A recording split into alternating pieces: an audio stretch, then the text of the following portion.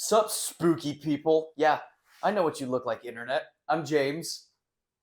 I'm Jimmy. I don't know why you got to come all aggressive like that, dude. We're just doing Flashback Friday. Yeah, it's spooky season. You gotta hit him hard. What, is that not scary? Anywho,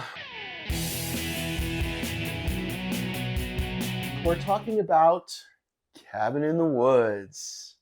Such an underrated flick. It was literally sitting on the shelves for quite some time before it actually got released. And then it got released, and it was a phenomenal horror flick. Thoughts? I remember first watching this and I love the way it constantly makes you question what's going on and never really gives you the full answer, even at the end. I absolutely love how at first it's like, oh, it's just a bunch of teenagers going to a cabin in the woods. Oh God, the government's doing stuff. Oh God, the government's making sacrifices. Oh God, the government's making sacrifices by using different cryptids they've genetically engineered and or captured to ward off demons. Oh God, it's way deeper than I thought. And there's like this whole ritual they have to go through to ensure the world doesn't end. And what? I agree in that we start off with your typical, we're going camping. Exactly. What Seen it a could million possibly times. go wrong? But we sort of rewrite this horror flick as it's going along, and it becomes more and more absurd. But at the same time, it's still a horror flick. There are still like creepy things going on. The fact that we have the humor infused in this, the acting is phenomenal. And as we get to the end, it doesn't like, okay, this is the ending. Oh no, wait, this is the ending. Oh no, this is the ending. What? Sigourney Weaver's in this movie? What is going on? Are we done? Are we done Yes. yet? Is that it? Yeah, I think the part that really made me love this movie was when they went back to the government sanctioned building, what's going on, and it's like all these people making bets, and then they're planning out what monsters they want to release to really drive home the point. Like there's a debate between, do we use the mermen or do we use the masked killer or do we use zombies? And I like that was when it was like, oh, this is going to be fun. And I love how we see this scenario being played out in other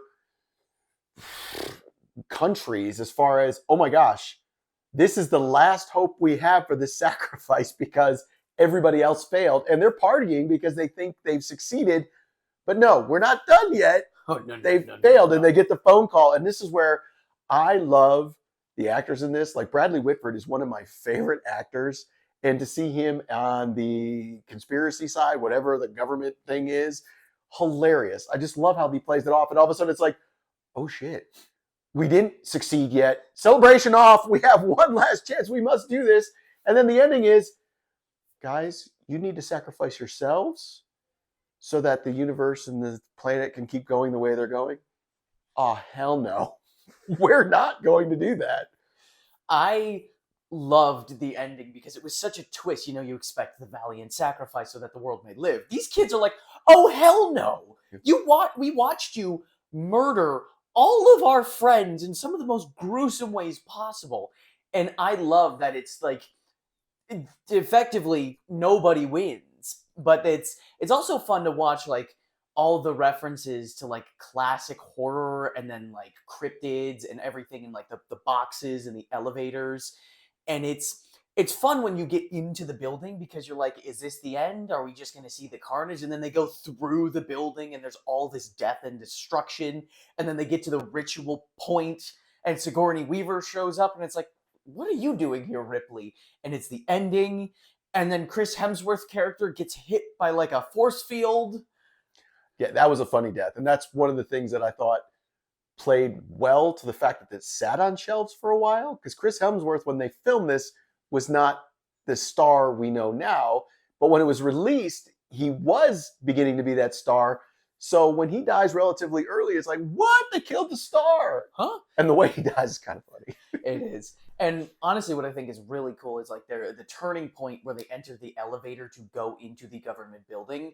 It's like they actively fight back against the monster, which we do see a lot, but 9 times out of 10, the monster still kicks butt. I think the closest we ever get is really Ghostface, but Ghostface is human, so it kind of makes sense that they would, fall when they get punched. So to see like the kids take on the government sanctioned bad guy is pretty cool, and just again another twist on the classic formula you expect. And I do like the trope that went against what normal happens in a horror flick, that the kid who uses the drugs, who's always high, is one of the guys who yeah. survives all the way to the end. And he solves it. Yeah. And that's pretty funny. I think what's awesome is that in the writers' room, you can tell they were like, okay, there's this, but what if we did this? But what if we did this? But what if we did this? But what if we did this? But what if we did this? But what if we did this? But what if we did this? But it never feels like it just got too much. That's a good point. And I believe this is back in the day when J.J. Abrams was producing sort of fun out in left field. And this is, I think, Drew Goddard's first writing credit. And he would go on to do like the Netflix Daredevil series and stuff. So when he came out, we're like, oh my gosh, I like this dude. This dude is good. This is some awesome, awesome writing. If you have not seen Cabin in the Woods, go check it out. It is a lot of fun, and it obviously fits in with October Spooky.